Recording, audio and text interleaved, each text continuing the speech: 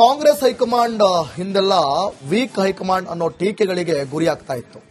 ಆದ್ರೆ ಇತ್ತೀಚಿನ ದಿನಗಳಲ್ಲಿ ಏನಾಗ್ತಾ ಇದೆ, ದಿನಗಳು ಬದಲಾದಂತೆ ಕಾಣ್ತಾ ಇದೆ. ಕೇರಳ ಚುನಾವಣೆ ಗೆಲುವಿನ ಬಳಿಕ ಕಾಂಗ್ರೆಸ್ ಹೈಕಮಾಂಡ್ ಸ್ಟ್ರಾಂಗ್ ಎಂಬ ಸಂದೇಶ ರವಾನಿಸ್ತಾ ಇದೆ. ಹೇಗೆ ಅಂತೀರಾ? ಈ ಸ್ಟೋರಿ ನೋಡಿ.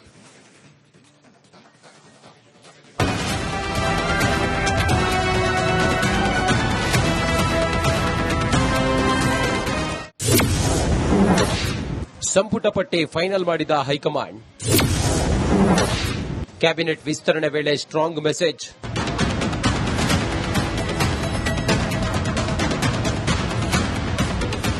ಕೊನೆಗೂ ಸಂಪುಟ ವಿಸ್ತರಣೆ ಪ್ರಹಸನಕ್ಕೆ ತೆರೆ ಬಿದ್ದಿದೆ. ಹಳೆದು ತೂಗಿ ಕಾಂಗ್ರೆಸ್ ಹೈಕಮಾಂಡ್ ನೂತನ ಸಚಿವರ ಪಟ್ಟಿಯನ್ನ ಫೈನಲ್ ಮಾಡಿದೆ. ಇಂದು ರಾತ್ರಿ ಅಥವಾ ಸೋಮವಾರ ಬೆಳಿಗ್ಗೆ ಮಿನಿಸ್ಟರ್ಸ್ ಲೀಸ್ಟ್ ಸಿಎಂ ಕೈ ಸೇರಲಿದೆ. ಆದರೆ ಕ್ಯಾಬಿನೆಟ್ ವಿಸ್ತರಣೆ ವೇಳೆ ಹೈಕಮಾಂಡ್ ಸ್ಟ್ರಾಂಗ್ ಮೆಸೇಜ್ ಪಾಸ್ ಮಾಡಿದೆ. ಹೌದು, ಕಳೆದ ಕೆಲ ವರ್ಷಗಳಿಂದ ಕಾಂಗ್ರೆಸ್ ಹೈಕಮಾಂಡ್ ಟೀಕೆಗಳಿಗೆ ಗುರಿಯಾಗಿತ್ತು. ಸರಿಯಾದ ನಾಯಕತ್ವವಿಲ್ಲ, ರಾಹುಲ್ ಗಾಂಧಿಗೆ ರಾಜಕೀಯ ಅನುಭವವಿಲ್ಲ, ಪಕ್ಷಕ್ಕೆ ದೂರದೃಷ್ಟಿ ಇಲ್ಲ, ಬೇಕಾಬಿಟ್ಟಿ ನಿರ್ಧಾರ ಮಾಡ್ತಾರೆ ಎಂಬ ಮಾತುಗಳು ಕೇಳಿಬರ್ತಿತ್ತು. ಆದರೆ ಭಾರತ್ ಜೋಡೋ ಯಾತ್ರೆ ಮಾಡಿ ದೇಶದ ಉದ್ದಗಲ ತಿರುಗಿದ ಮೇಲೆ ರಾಹುಲ್ ಗಾಂಧಿಗೆ ದೇಶದ ವಸ್ತುಸ್ಥಿತಿ ಗಮನಕ್ಕೆ ಬಂತು.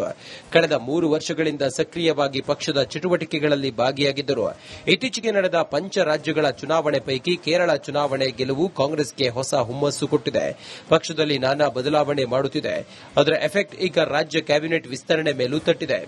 ಅವ್ರಿಗೇನು ಹೇಳಬೇಕು, ಅವ್ರಿಗೆ ವಾದ ಮಾಡಿದ್ದಾರೆ, ಯಾರ್ಯಾರು ಬೇಕಂತ ಹೇಳಿದ್ದಾರೆ. ಲಾಸ್ಟ್ ಟೈಮ್ 8 ಜನ ಆಗುತ್ತೆ, ಹಾಗೆ ಆಗಿತ್ತು. ಅದು ಆಮ್ಯಾಗ ಪಟ್ಟಿ ಬಂತು, ಇವರೆಲ್ಲ ಹೇಳಿ ಬಂದಿದ್ರು, ಆಮ್ಯಾಗ ಪಟ್ಟಿ ಆಯಿತು. ಈಗ ಹಂಗೆ ಸೇಮ್. ಎಸ್, 3 ಬಾರಿ ಕ್ಯಾಬಿನೆಟ್ ವಿಸ್ತರಣೆಗೆ ರಾಜ್ಯ ನಾಯಕರು ದೆಹಲಿಗೆ ಹೋಗಿ ಬಂದಿದ್ದಾರೆ.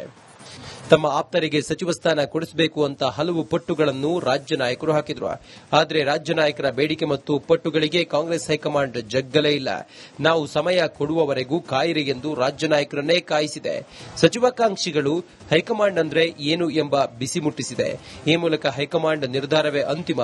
ಯಾರೂ ಕೂಡ ಹೈಕಮಾಂಡ್ ಬೆದರಿಸಲು ಸಾಧ್ಯವಿಲ್ಲ. ಹೈಕಮಾಂಡ್ ಕಳುಹಿಸಿದ ಸಚಿವರ ಪಟ್ಟಿಗೆ ಅಂತಿಮ ಎಂಬ ಸಂದೇಶವನ್ನೇ ರಾಜ್ಯ ನಾಯಕರಿಗೆ ರವಾನಿಸಿದೆ. ಈಗ ಕ್ಯಾಬಿನೆಟ್ ಮಂತ್ರಿಮಂಡಲ ವಿಸ್ತರಣೆ ವಿಚಾರದಲ್ಲಿ ಈಗಾಗಲೇ ನಮ್ಮ ವರಿಷ್ಠ ನಾಯಕತ್ವ ಎಲ್ಲರಲ್ಲೂ ಸಹ ಮಾತಾಡಿದ್ದಾರೆ. ಅದರಲ್ಲಿ ಮುಖ್ಯಮಂತ್ರಿಗಳಾದ ಡಿಕೆ ಶಿವಕುಮಾರ್ ಅವರು, ನಿಕಟಪೂರ್ವ ಮುಖ್ಯಮಂತ್ರಿಗಳಾದ ಸಿದ್ದರಾಮಯ್ಯನವರು ಹಾಗೂ ಪ್ರದೇಶ ಕಾಂಗ್ರೆಸ್ ಕಮಿಟಿಯ ಅಧ್ಯಕ್ಷರಾದ ನನ್ನಲ್ಲೂ ಸಹ ಚರ್ಚೆ ಮಾಡಿ, ನಮ್ಮಲ್ಲಿ ಎಲ್ಲ ರೀತಿಯ ಚರ್ಚೆಯನ್ನ ಮಾಡಿ ನಾವು ಒಂದು ಪರೀಕ್ಷೆಯನ್ನು ಮುಗಿಸಿದ್ದೀವಿ. ಫಲಿತಾಂಶವನ್ನು ಕಾಯ್ತಾ ಇದ್ದೀವಿ ಅಷ್ಟೇ.